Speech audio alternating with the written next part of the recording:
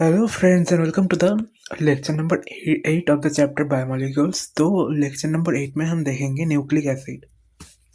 तो इसमें हम पहले देखेंगे न्यूक्लिक एसिड, फिर देखेंगे chemical composition of nucleic acid, उसके बाद नाइट्रोजनस बेस में भी डीएनए आरएनए फिर ये सब है। फिर उसके बाद हम देखेंगे फॉस्फोरिक एसिड, फिर arrangement of constituents in nucleic acid, फिर स्ट्रक्चर ऑफ न्यूक्लिक एसिड, फिर प्राइमरी स्ट्रक्चर ऑफ डीएनए, फिर उसके बाद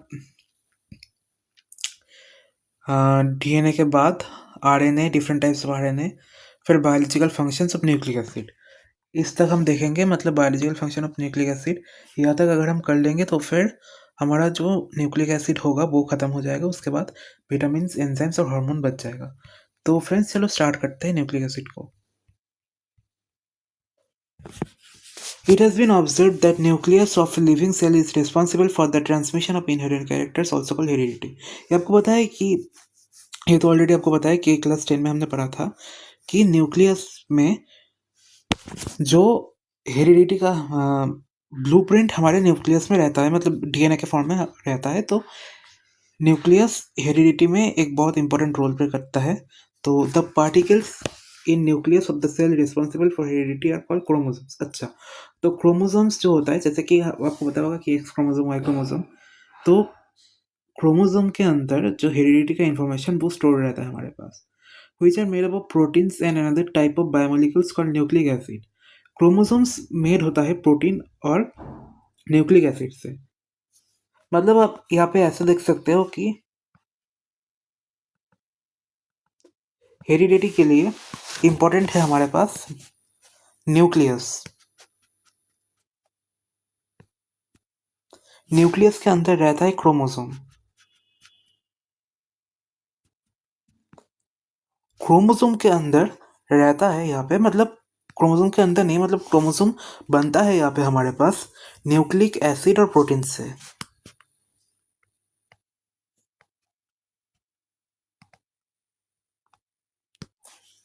तो यहाँ पे अगर हम देखते हैं तो फिर ये हो गया। These are mainly two types of nucleic acid. These are mainly two types. एक होता है डीऑक्सीराइबो न्यूक्लिक एसिड। अच्छा, न्यूक्लिक एसिड का दो टाइप्स होता है, deoxyribo nucleic acid that is DNA and ribo nucleic acid that is RNA. Since nucleic acids are long chain polymers of nucleotides. अच्छा, तो जो न्यूक्लिक एसिड होता है वो लॉन्ग चेन पॉलीमर होता है न्यूक्लियोटाइड। पॉलीमर मतलब आपको पता है कि जिसका बहुत लंबा चेन बनता है उसको पॉलीमर बोलते हैं। तो न्यूक्लियोटाइड का लॉन्ग चेन पॉलीमर को हम न्यूक्लिक एसिड बोलते हैं। सो दे आर कॉल्ड पॉलीन्यूक्लियोटाइड। अच्छा, पॉलीमर ऑफ न्यूक्लियोटाइड मतलब polynucleotide. Chemical composition of nucleic acid. Nucleic acid एक तो कलरलेस होता है, कॉम्प्लेक्स होता है, एमोर्फस कंपाउंड होता है। कलरलेस भी है, कॉम्प्लेक्स भी है और एमोर्फस कंपाउंड भी है न्यूक्लिक एसिड।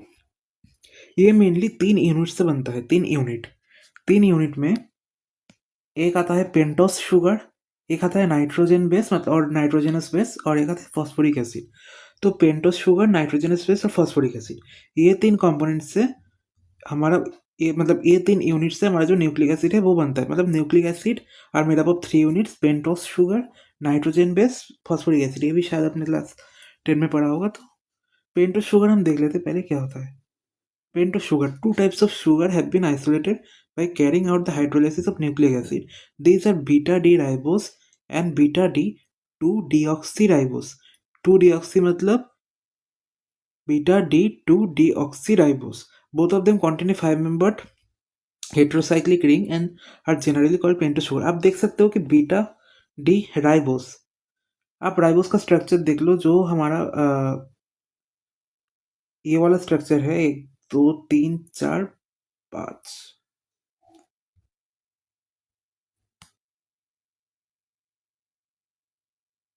ये 5-मेंबर रिंग बनता है हमारे पास। ये है 5-मेंबर रिंग बीटा डी राइबोस, और बीटा डी 2 डीऑक्सी राइबोस, ये भी 5-मेंबर रिंग है। तो आप देख सकते हो इस स्ट्रक्चर में कि बीटा डी राइबोस और बीटा डी 2 डीऑक्सी राइबोस, यहाँ पे जो डिफरेंस है आप देखो कि पहले जो बीटा डी राइबोस है वो 2 नंबर पे ये कार्बन है, यहाँ पे भी 2 नंबर पे कार्बन है दोनों में। इसके साथ एक OH एक H, लेकिन जो डीऑक्सी राइबोस है 2 नंबर कार्बन पे, ये 2 नंबर कार्बन, इसमें एक H और एक H। तो जो beta D two deoxy ribose है इसमें 2 हाइड्रोजन है, लेकिन जो बीटा डी राइबोस है उसमें एक OH और एक हाइड्रोजन है।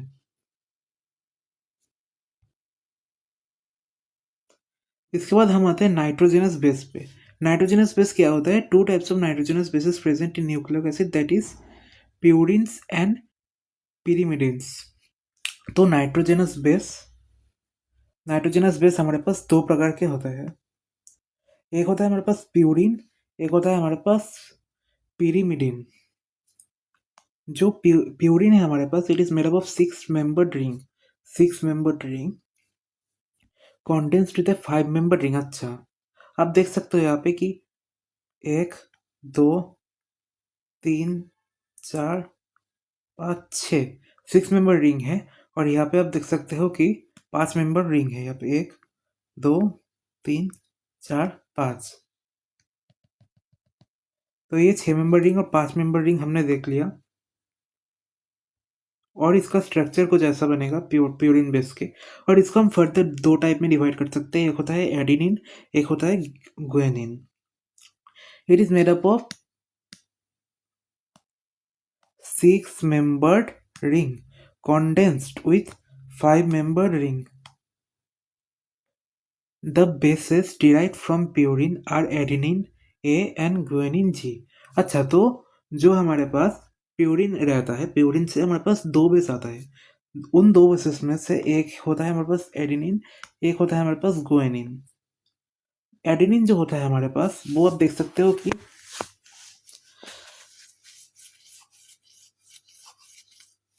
हमने क्या पढ़ा था यहाँ पे? हमने पढ़ा था कि 6 membered ring condensed with 5 membered ring. अब इसमें देख सकते हो 1 2 3 4,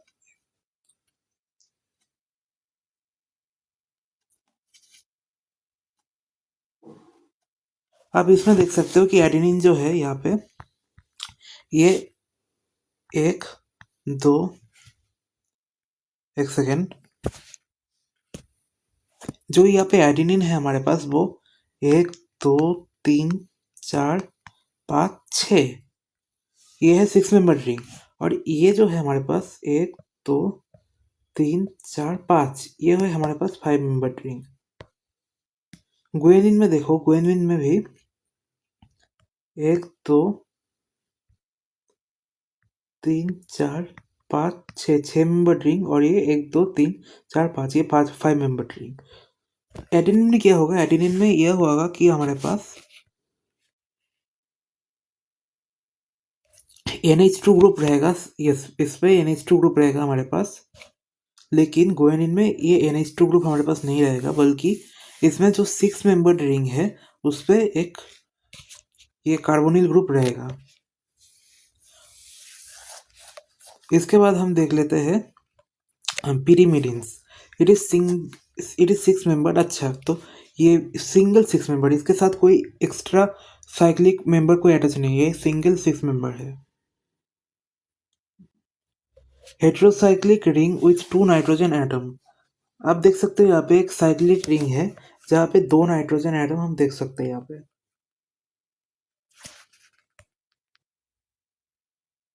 The bases derived from pyridine are thymine, cytosine and uracil। cytosine, thymine, uracil। और इसमें हमने देखा था एडिनिन और गुआनिन। तो अगर हम देखेंगे फिर से, तो नाइट्रोजन बेस, इसको हम 2 टाइप में डिवाइड कर सकते हैं। एक है प्यूरिन, एक है pyrimidine। प्यूरिन को हम 2 टाइप में डिवाइड कर सकते हैं जिससे बेस बनता है, एक है एडिनिन, एक है गुआनिन। pyrimidine को 3 टाइप में डिवाइड कर सकते हैं, साइटोसिन, थायमिन, यूरासिल। pyrimidine को आप देख लो 3 टाइप से डिवाइड कैसे होगा।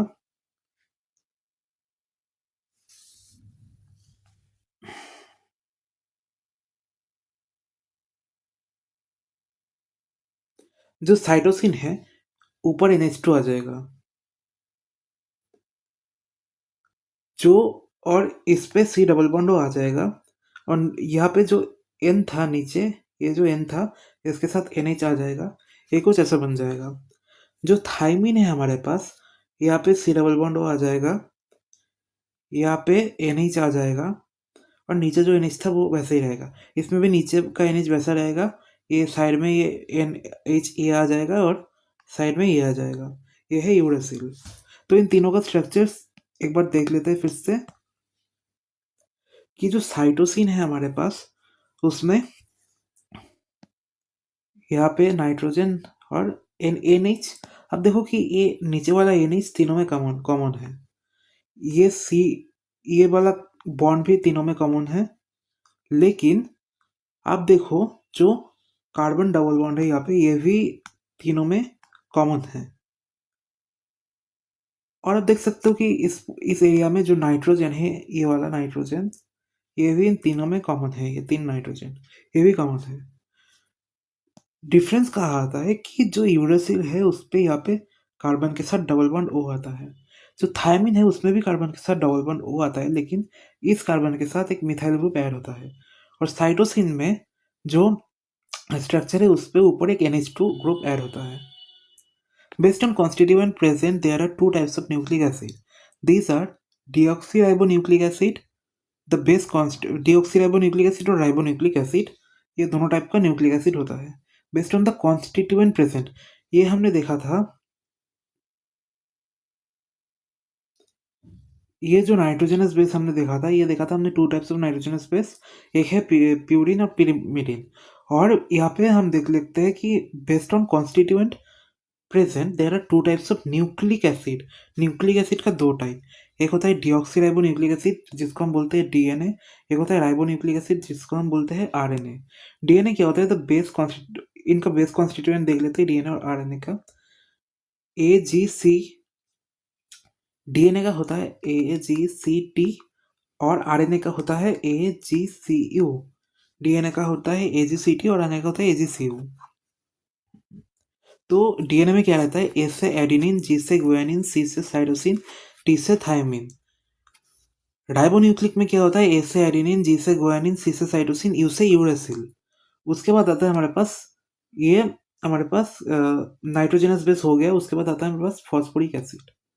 फॉस्फोरिक एसिड क्या है, in addition to bases and sugars phosphoric acid is phosphate is another constituent of nucleic acid. अच्छा, तो न्यूक्लिक एसिड में हमारे पास फॉस्फेट रहता है और फॉस्फेट हमें फॉस्फोरिक एसिड से मिलता है, तो इनडायरेक्टली फॉस्फोरिक एसिड भी न्यूक्लिक एसिड का एक पार्ट ही हुआ।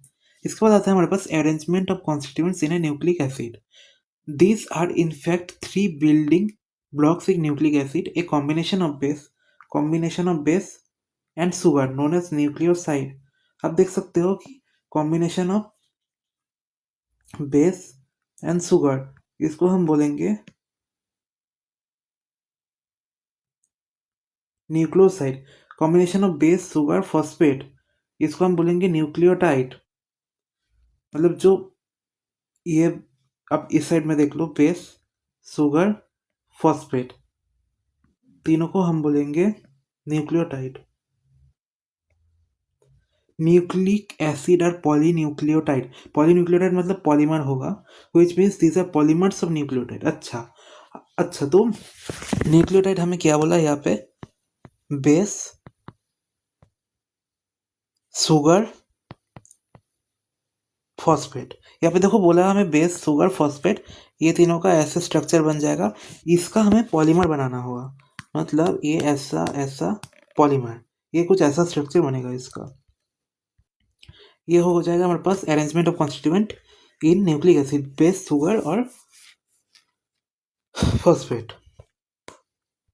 इसके बाद आता है हमारे पास structure of nucleic acid. A unit form by attachment of base to one dash position of sugar is called nucleoside.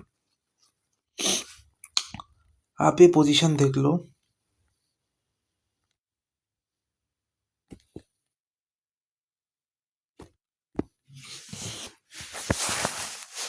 ये अगर ऐसा है हमारे पास,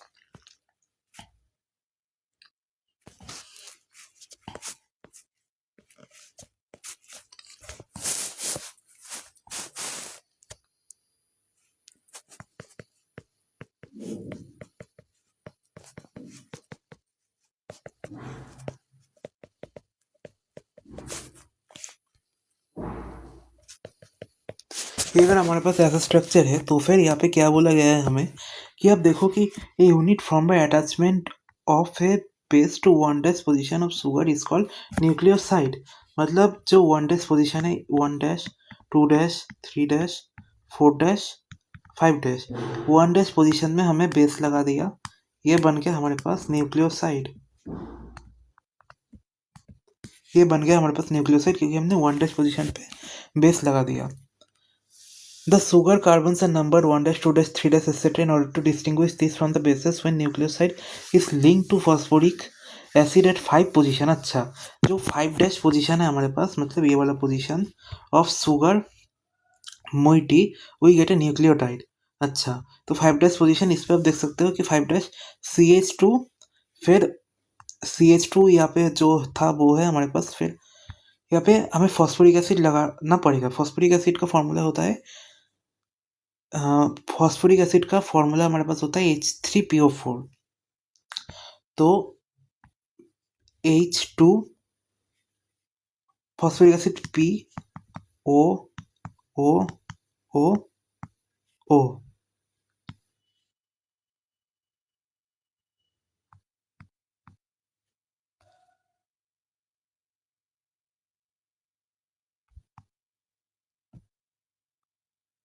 और इसके साथ जो एक फॉस्फोरस के साथ जो एक H था, H और OH आपस में वाटर बना लेंगे, तो ये कुछ ऐसा स्ट्रक्चर बन जाएगा हमारे पास। तो इस स्ट्रक्चर को हम नाम देंगे न्यूक्लियोटाइड। न्यूक्लियोटाइड। तो ए नंबर में हमने देख लिया कि अगर वन डैश पे बेस लगेगा तो हो जाएगा न्यूक्लियोसाइड, और अगर 5 डैश पे फॉस्फोरिक एसिड लगेगा तो फॉस्फोरिक एसिड का जो हाइड्रोजन था और CH2 के साथ जो OH था वो आपस में वाटर निकाल के लॉस कर देंगे, वाटर का लॉस करा देंगे, और जो PO4 ग्रुप था वो CH2 के साथ अटैच हो जाएगा और उसको हम बोलेंगे न्यूक्लियोटाइड, और बेस जो हमारे वन डैश पे अटैच था वो अटैच ही रहेगा। आप पहले ये स्ट्रक्चर एक बार देख लो कि इसमें यहाँ पे OH था, इसमें यहाँ पे OH था, जो राइबोस हमने देखा था वहाँ पे। लेकिन जब हमने इस बार स्ट्रक्चर बनाया, अब देखो कि इस OH की जगह पे बेस आ गया हमारे पास, तो ये बन जाएगा हमारे पास न्यूक्लियोसाइड और nucleotide. Nucleotides are joined by phosphodiester linkage between 5 dash and 3 dash carbon atom और पेंटोस शुगर। अच्छा, न्यूक्लियोटाइड्स जॉइन, आप यहाँ पे देख सकते हो कि कैसे ज्वाइन होगा।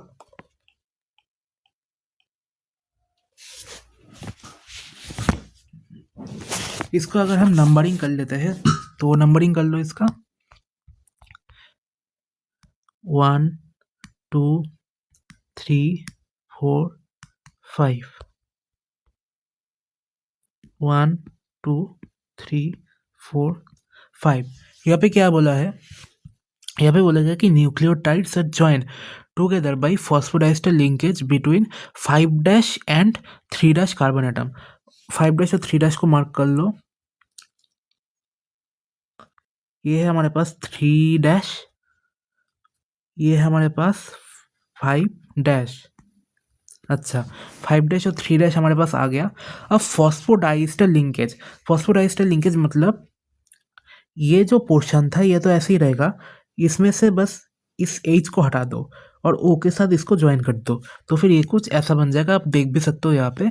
तो ये हमारे पास क्या आ जाएगा, nucleotide join together by phospho, ये अच्छा ऑफ द, अच्छा, तो इसको हमने ऐसे ज्वाइन कर दिया और ये बन गया हमारे पास डाई न्यूक्लियोटाइड।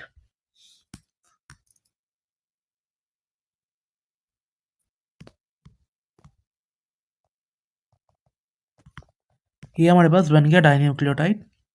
इसके बाद हम देख लेंगे primary structure of DNA। Information regarding the sequence of nucleotides in the chains of a nucleic acid is called the primary structure। मतलब प्राइमरी स्ट्रक्चर क्या है, एक सीक्वेंस है, न्यूक्लियोटाइड का एक सीक्वेंस है एक चेन में न्यूक्लिक एसिड का, उसको हम बोलते हैं primary structure. Primary structure is the sequence of nucleotides in the chain of nucleic acid. मान लो हमारे पास कोई न्यूक्लिक एसिड है, इसका एक चेन है हमारे पास ऐसा। इस चेन में जो हमारे पास न्यूक्लियोटाइड रहेगा, इसका सीक्वेंस, ये होता है हमारे पास primary structure. DNA is macromolecule which is formed by polydeoxyribonucleotide chain. Each polydeoxyribonucleotide joined by phosphodiester linkage. तो ये हमने देख लिया कि ये जो कार्बन है 5 नंबर, ये और ये जो कार्बन है 3 नंबर, इन दोनों के बीच फॉस्फोडाइस्टर लिंकेज, ये जो लिंकेज है बन जाएगा हमारे पास।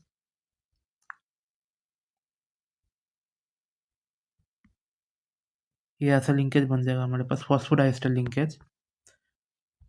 ये होता है हमारे पास प्राइमरी स्ट्रक्चर ऑफ DNA। इसके बाद आता है हमारे पास nucleic acids have secondary structures also. James Watson, Francis Crick gave a double strand helix structure for DNA. Nucleic acid have a secondary structure also। अच्छा, तो हमने ये प्राइमरी स्ट्रक्चर तो देख लिया, सॉरी ये प्राइमरी नहीं, ये सेकेंडरी स्ट्रक्चर है हमारे पास, और ये हमारे पास प्राइमरी स्ट्रक्चर है।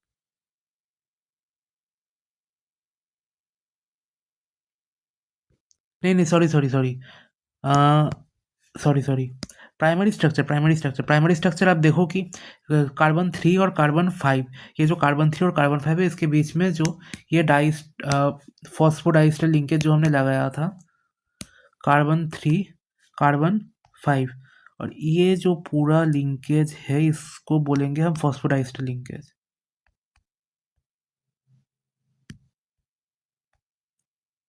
ये हो गया हमारे पास प्राइमरी स्ट्रक्चर ऑफ DNA। और सेकेंडरी स्ट्रक्चर जो होगा वो नीचे से शुरू होगा, यहाँ पे सेकेंडरी स्ट्रक्चर देख लो। Double strand helix structure DNA, इसको हम बोलते हैं सेकेंड, मतलब आपने जो DNA का नॉर्मल डायग्राम देखा होगा ना कि ऐसे बनता है ना कुछ, ये जो डबल स्ट्रैंड हेलिक्स स्ट्रक्चर है DNA का, तो इसको हमने सेकेंडरी स्ट्रक्चर बोला। जेम्स वाटसन और फ्रांसिस क्रिक, इन दोनों ने दिया था। 2 nucleic acid chains are wound about each other. आप देख सकते हो कि कैसे ये वुंड अबाउट ईच अदर हो गया, ऐसे इन्होंने आपस में वुंड बना दिया, मतलब वुंड अदर ईच अदर हो गया। क्यों हुआ? क्योंकि इसके बीच में हाइड्रोजन बॉन्डिंग प्रेजेंट है। हाइड्रोजन बॉन्डिंग की वजह से इन्होंने एक हेलिकल स्ट्रक्चर बना लिया, हाइड्रोजन बॉन्ड की वजह से। The two strands are complementary to each other because the hydrogen bonds formed between specific pairs of bases। तो ये स्ट्रक्चर के बारे में मैं बोल रहा था। Adenine forms hydrogen bond with thymine. अच्छा, एडिनाइन के साथ thymine. whereas cytosine forms hydrogen bond with guanine. Structure में आप क्लियरली देख सकते हो कि पहले आप ये चीज नोटिस करना, ATCG ऐसा कुछ बनेगा structure, ATCG AT AT AT CG CG CG AT CG AT CG AT AT AT AT CG CG, या तो CG बनेगा ऐसा, या तो AT बनेगा ऐसा।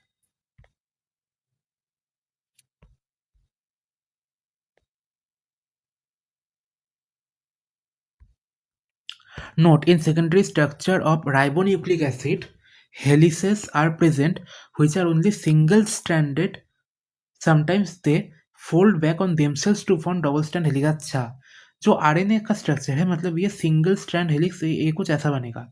लेकिन समटाइम्स क्या होता है, वो मतलब अपने आप को ही ऐसे अपने आप के ऊपर ही फोल्ड हो जाता है, ऐसे कुछ अपने आप के ऊपर ही ये फोल्ड हो जाता है, तो ये कभी कभी डबल स्ट्रैंड हेलिक्स बना लेते हैं।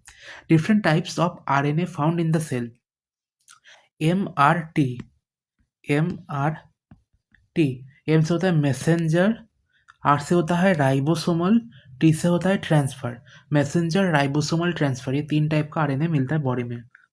Biological functions of nucleic acid, DNA is the chemical basis of heredity. DNA is the chemical basis of heredity. आपको पता है कि डीएनए के अंदर ब्लूप्रिंट रहता है, जो हेरिडिटी का ब्लूप्रिंट रहता है पेरेंट का, वो डीएनए के अंदर रहता है, may be regarded as the reserve genetic information. जो मैंने बोला कि जेनेटिक इन्फॉर्मेशन इसमें स्टोर रहता है। DNA is exclusively responsible for maintaining identity of different species. ये भी पता है, of organism over millions of years DNA molecule is capable of self duplication, मतलब जो रेप्लिकेशन होता है वही। During cell division and identical DNA strands are transfer to daughter cells, मतलब पेरेंट्स से डॉटर जो आइडेंटिकल डीएनए स्ट्रैंड्स होता है वो ट्रांसफर हो जाता है। Another important function of nucleic acid is protein synthesis in the cell.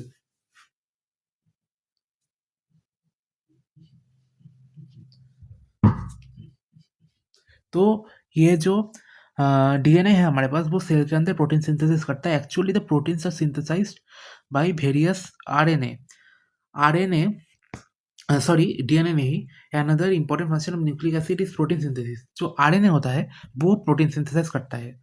Molecules in the cell, RNA molecules in the cell, but the message for synthesis of a particular protein is present in DNA। अच्छा, मतलब protein synthesis तो RNA करता है, लेकिन protein को synthesis करने का जो एक पर्टिकुलर मैसेज रहता है एक पर्टिकुलर प्रोटीन के फॉर्म में, वो डीएनए में प्रेजेंट रहता है।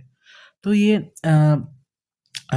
ये जो था हमारे पास फंक्शन ऑफ न्यूक्लिक एसिड देख लिया, आरएनए, फिर डीएनए स्ट्रक्चर वगैरह, फिर न्यूक्लियोटाइड, फिर न्यूक्लिक एसिड, तो ये सब हमने देख लिया। तो हमारे पास यहाँ पे पहले तो प्रोटीन हो गया था, और प्रोटीन के बाद हमने न्यूक्लिक एसिड कंप्लीट कर लिया। तो लेक्चर 7 हमारे यहाँ पे कंप्लीट होता है, सॉरी लेक्चर शायद 8 था ये वाला, जो भी हो नेक्स्ट लेक्चर देख लेंगे कि क्या होता है। नेक्स्ट लेक्चर शायद लेक्चर 9 होगा, तो उसमें विटामिन कर लेंगे हम, और अगर हो सकते तो विटामिन के बाद, विटामिन तो छोटा सा ही है, उसके बाद एंजाइम और हार्मोन। तो शायद से नेक्स्ट लेक्चर हमारा लास्ट लेक्चर होगा। तो थैंक्स फॉर वॉचिंग, बाय।